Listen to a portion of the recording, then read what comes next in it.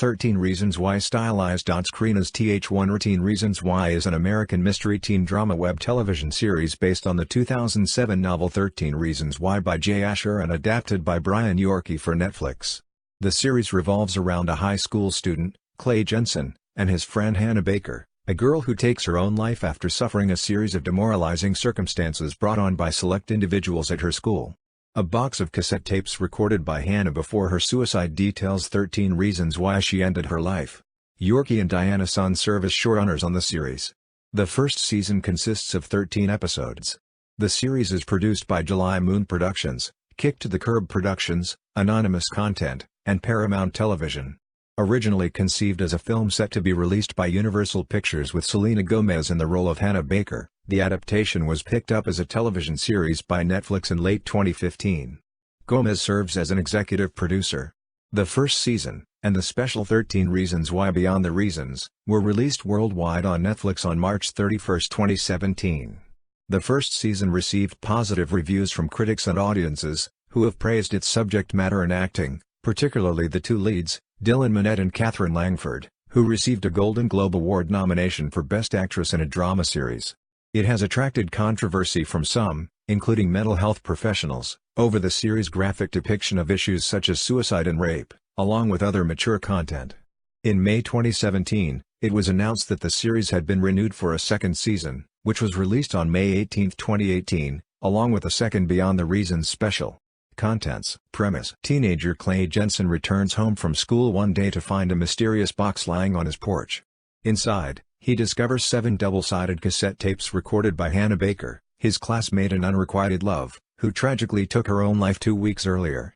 On the tapes, Hannah unfolds an emotional audio diary, detailing the 13 reasons why she decided to end her life. Her instructions are clear: each person who receives the package is one of the reasons why she killed herself. After each person finishes listening to the tapes, they must pass the package on to the next person. If anyone breaks the chain, a separate set of tapes will be released to the public. Each tape is addressed to a select person in her school, and details their involvement in her eventual suicide. Cast and characters. Main: Dylan Minnette as Clay Jensen, a close friend of Hannah who becomes obsessed with finding out what happened to her. Katherine Langford as Hannah Baker, a teenager whose suicide and recorded audio cassettes sparked the events of the series. Christian Navarro as Tony Padilla, Clay's best friend at Liberty High who tries to help him deal with Hannah's death. Alicia Bowe as Jessica Davis, a student who starts attending Liberty High at the same time as Hannah.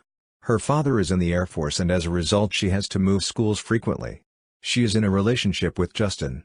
Brandon Flynn as Justin Foley, a student at Liberty High who comes from an abusive family and is in a relationship with Jessica. Justin Prentice as Bryce Walker, a student from a rich family and the captain of the football team at Liberty High. Miles Heitzer as Alex Standel, a student at Liberty High, the ex-boyfriend of Jessica and a former friend of Hannah. Ross Butler as Zach Dempsey, a cowardly but kind-hearted friend of Justin and Bryce at Liberty High. Devin Druitt as Tyler Down, a bullied student at Liberty High and an avid photographer. Amy Hargreaves as Lainey Jensen, Clay's prosecutor mother. Derek Luke as Kevin Porter, a student counselor at Liberty High. Kate Walsh as Olivia Baker, Hannah's mother, who is determined to uncover the truth about the events leading to her daughter's suicide. Brian Darcy James as Andy Baker, Hannah's father.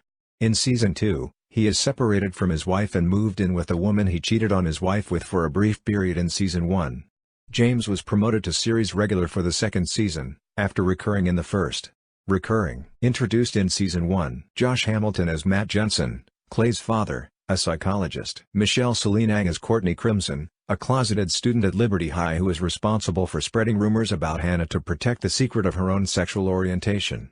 In Season 2, she comes out on the stand during the trial of Hannah Baker, confessing her actions against Hannah that landed her on the tapes. Steven Silver as Marcus Cole, the self-centered student body president at Liberty High, who is responsible for humiliating and attempting to sexually assault Hannah on a date. In Season 2, he is suspended from school after lying on the stand during the trial and following the leaked release of the tapes soon after. Agiona Alexis as Sherry Holland, a student and cheerleader at Liberty High who forms a bond with Clay but is also on the tapes when her actions result in Jeff's accidental death. Tommy Dorfman as Ryan Shaver, a student at Liberty High who betrayed Hannah's trust. Sosie Bacon as Sky Miller, an estranged friend of Clay. In the second season, Sky and Clay date for a while before she leaves for a fresh start, following another self-harm incident which resulted in her bipolar disorder diagnosis. Timothy Granaderos as Montgomery de la Cruz, a bully who is a student at Liberty High. In Season 2, he secretly terrorizes a number of individuals testifying at Hannah Baker's trial. Brandon Laraquente as Jeff Atkins, a student at Liberty High and friend of Clay, who died in a tragic car accident. Stephen Weber as Gary Bolin, the principal at Liberty High. Keiko Agina as Pam Bradley, the communications teacher at Liberty High. Mark Pellegrino as Deputy Bill Standal, Alex's father, a police officer. Joseph C. Phillips as Greg Davis, Jessica's father, a member of the Air Force. Cindy Cheung as Karen Dempsey, Zach's mother. Henry Zaga as Brad, Tony's boyfriend. In Season 2, it is revealed that the couple broke up sometime between the events of Season 1 and 2. Georgia Wiggum as Kat, a friend of Hannah and her former next-door neighbor. Robert Gannett as Todd Crimson, one of Courtney's fathers. Wilson Cruz as Dennis Vasquez, the lawyer representing Hannah's parents at the end of Season 1 and during Season 2. Introduced in Season 2. Jake Weber as Barry Walker, Bryce's father. Brenda Strong as Nora Walker, Bryce's mother. Meredith Monroe as Carolyn Standal, Alex's mother. R.J. Brown as Caleb, Tony's boxing trainer and boyfriend. Ann Winters as Chloe Rice, a smart, clueless, popular girl at Liberty High and the new head cheerleader who is also Bryce's girlfriend. At the end of Season 2, it is revealed that she is pregnant. Bryce casts as Cyrus, an edgy, cynical mischief maker who serves as an unexpected champion of the downtrodden. He befriends Tyler and the two together embark on smear campaigns against bullies. Chelsea Alden as Mackenzie, Cyrus' sister, an artsy and witty girl who is not afraid to speak her mind. In Season 2, she briefly develops a relationship with Tyler, though the latter breaks it up. Allison Miller as Sonia Struhl, a smart and ambitious young litigator, who defends the school during the Hannah Baker trial. Brandon Butler as Scott Reed, a student at Liberty High who is on the baseball team. Samantha Logan as Nina Jones, a well-respected track star who befriends Jessica over shared sexual assault pasts. Kelly O'Hara as Jackie, a passionate advocate for victims of bullying. Ben Lawson as Rick Ledemiers, the baseball coach at Liberty High, who supports and protects his players. Production. Universal Studios purchased film rights to the novel on February 8, 2011, with Selena Gomez cast to play Hannah Baker. On October 29, 2015, it was announced that Netflix would be making a television adaptation of the book with Gomez instead serving as an executive producer. Tom McCarthy was hired to direct the first 2 episodes. The series is produced by Anonymous Content and Paramount Television with Gomez, McCarthy, Joy Gorman, Michael Sugar, Steve Golan, Mandy Teefey, and Crystal Lablin serving as executive producers. Filming for the show took place in the northern Californian towns of Vallejo, Benicia, San Rafael, Crockett and Sebastopol during the summer of 2016. The 13-episode first season and the special were released on Netflix on March 31, 2017. Therapy dogs were present on set for the actors because of the intense and emotional content of the series. On May 7, 2017, it was announced that Netflix had renewed the series for a second season. A short promo was released on various 13 Reasons Why social media accounts. Filming for the second season began on June 12, 2017 but was briefly halted in October in response to the then ongoing Northern California wildfires happening around the areas where the series was being filmed. The second season was released on May 18, 2018.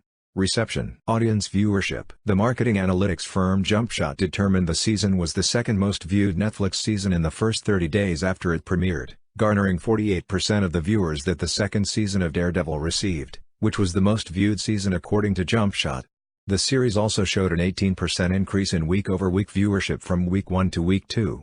JumpShot, which analyzes click-stream data from an online panel of more than 100 million consumers, looked at the viewing behavior and activity of the company's U.S. members, factoring in the relative number of U.S. Netflix viewers who watched at least one episode of the season.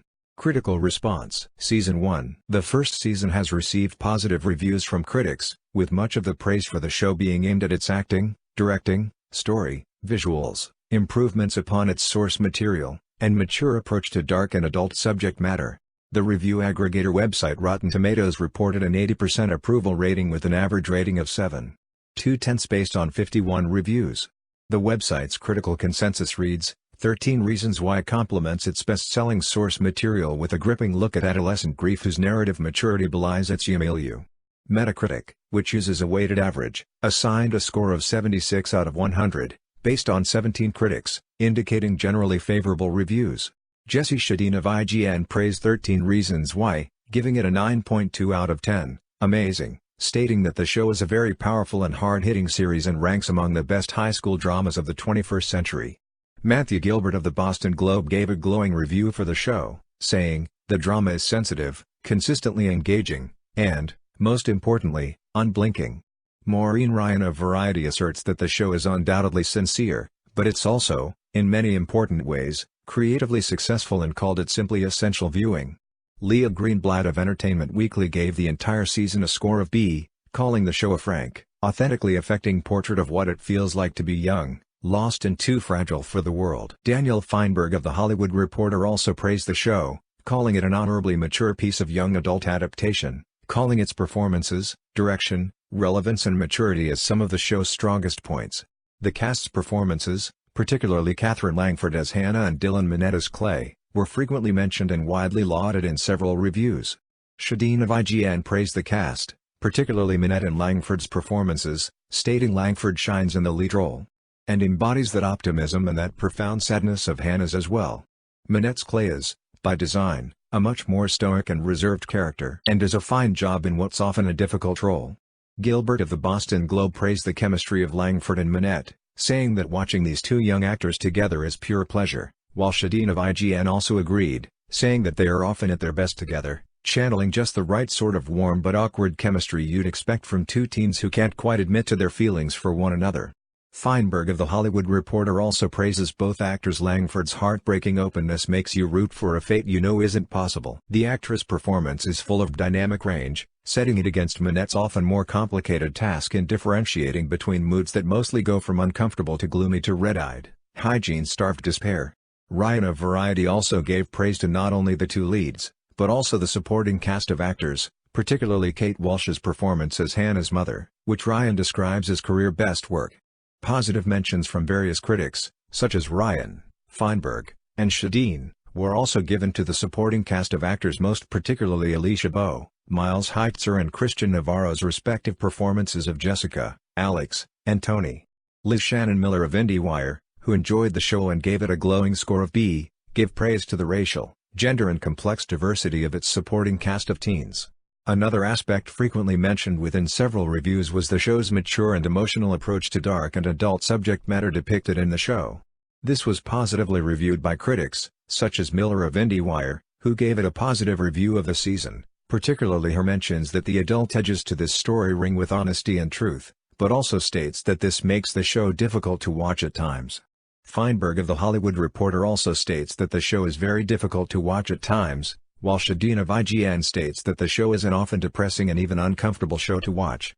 A pretty emotionally draining experience, particularly towards the end as the pieces really start to fall into place. Numerous critics also praised several aspects of the show.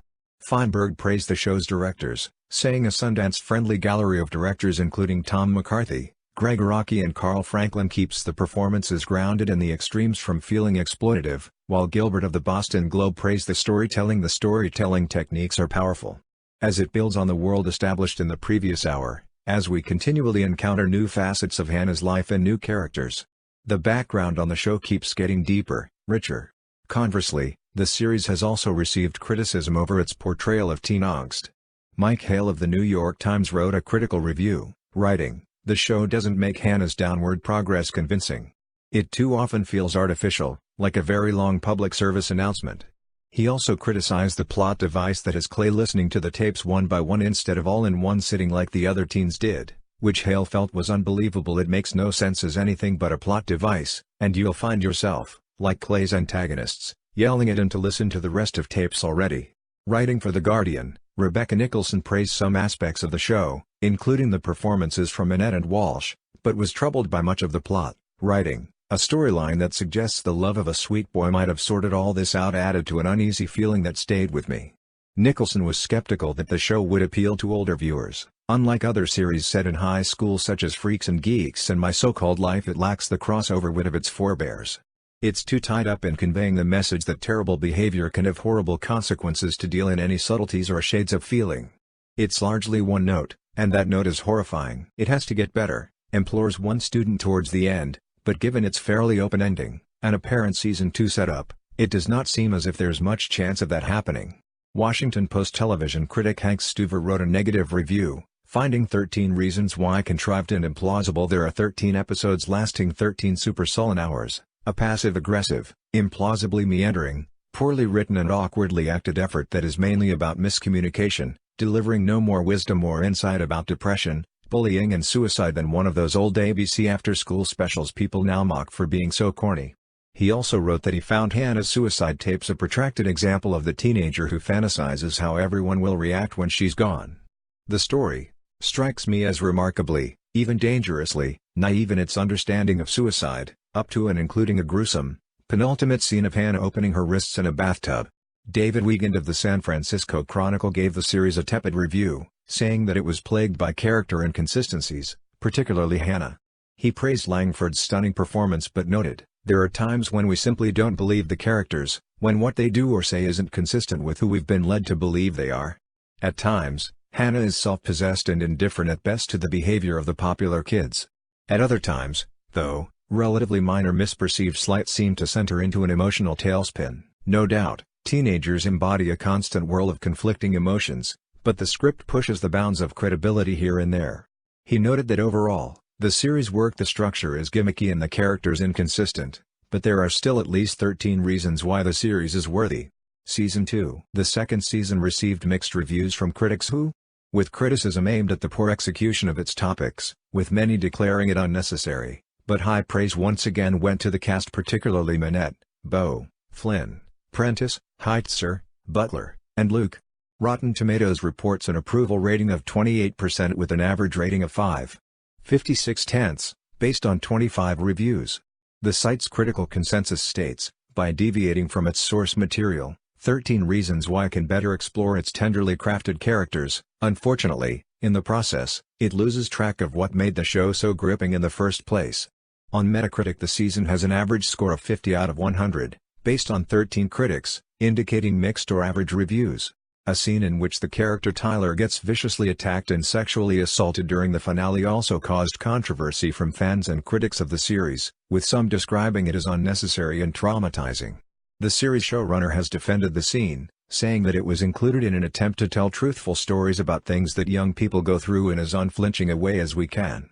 Social impact. The series has generated controversy over its portrayal of suicide and self-harm, causing Netflix to add strong advisory warnings prior to the first, 12th, and 13th episodes. School psychologists and educators raised alarm about the series.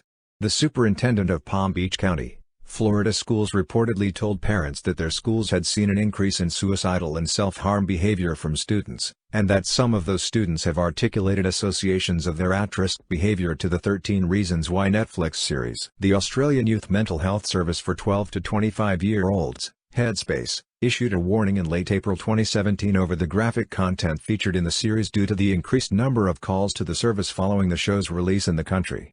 In response to the graphic nature of the show and New Zealand's high youth suicide rate, which was the highest among the 34 OECD countries during 2009 to 2012, the Office of Film Literature Classification in the country created a new rating, RP18, allowing individuals aged 18 and over to watch the series alone and those below having to watch it with supervision from a parent or guardian. We stayed very true to the book, and that's initially what author Jay Asher created, was a beautifully tragic, complicated yet suspenseful story, and I think that's what we wanted to do. We wanted to do it justice, and, yeah, the backlash is gonna come no matter what. It's not an easy subject to talk about, but I'm very fortunate with how it's doing. Executive producer Selena Gomez, in defense of the controversy surrounding the series. In April 2017, the National Association of School Psychologists (NASP) in the United States released a statement regarding the series, saying research shows that exposure to another person's suicide, or to graphic or sensationalized accounts of death, can be one of the many risk factors that youth struggling with mental health conditions cite as a reason they contemplate or attempt suicide. NASP sent a letter to school mental health professionals across the country about the series, reportedly a first for NASP in response to a television show. The following month, the United States Society of Clinical Child and Adolescent Psychology (SCAP) released a statement also noting how strongly the show may serve as a trigger for self-injury among vulnerable youth, and lamented the depiction of mental health professionals as ineffective for youth who have experienced trauma and may have been considering suicide. The statement implored Netflix to add a tag following each episode with mental health resources and a reminder that depression and suicide can be effectively treated by a qualified mental health professional such as a clinical child psychologist using evidence-based practice. Similarly, clinical psychologists such as Daniel J. Reidenberg and Erica Martinez, as well as mental health advocate Molly Kate Klein of Teen Vogue magazine, have expressed concerns regarding the risk of suicide contagion. However, Eric Beeson, a counselor at the Family Institute at Northwestern University, noted that it's unlikely that one show alone could trigger someone to attempt suicide. Mental health professionals have also criticized the series' depiction of suicide itself, much of which violates widely promulgated recommendations for reporting on actual suicides or not depicting them in fiction in order to not encourage copycat suicides. The season finale, which depicts Hannah's suicide in graphic detail, has been particularly criticized in this regard. Nick Sheff, a writer for the show, has defended it as intended to dispel the myth that suicides quietly drift off, and recalled how he himself was deterred from a suicide attempt by recalling a survivor's account of how painful and horrifying it was. The NASP statement also criticized the show's suggestion that bullying alone led Hannah to take her life, noting that while it may be a contributing factor, suicidal ideations far more often result from the bullied person having a treatable mental illness without adequate coping mechanisms. Alex Moen, a school counselor in Minneapolis, took issue with the show's entire plotline as essentially a fantasy of what someone who is considering suicide might have. A thought: once you commit suicide, you can still communicate with your loved ones, and people will suddenly realize everything that you were going through and the depth of your pain. That the cute, sensitive boy will fall in love with you and seek justice for you, and you'll be able to orchestrate it, and in so doing kind of still be able to live. Other counselors criticized the depiction of Hannah's attempt to reach out to Minster Porter as dangerously misleading, since not only does he miss obvious signs of her suicidal ideations, but says he cannot report her sexual assault to the police without her identifying the assailant. School counselors are often portrayed as ineffective or clueless in popular culture, Moen says, but Porter's behavior in the series goes beyond that to being unethical and possibly illegal. It's ridiculous. Counselors are not police. We don't have to launch an investigation. We bring whatever information we do have to the police, she told Slate. In May 2017, the Canadian Mental Health Association (CMHA) along with the Centre for Suicide Prevention (CSP) released a statement of similar concerns to the ones raised by NASP. CMHA indicated concern that the series may glamorize suicide, and that some content may lead to distress in viewers, and, particularly, in younger viewers. Furthermore, the portrayal of Hannah's suicide does not follow the media guidelines as set out by the Canadian Association for Suicide Prevention (CASP) and the American Association of Suicidology. While CMHA and CASP praise the show for raising awareness about this preventable health concern, adding that, raising awareness needs to be done in a safe and responsible manner. A large and growing body of Canadian and international research has found clear links between increases in suicide rates and harmful media portrayals of suicide.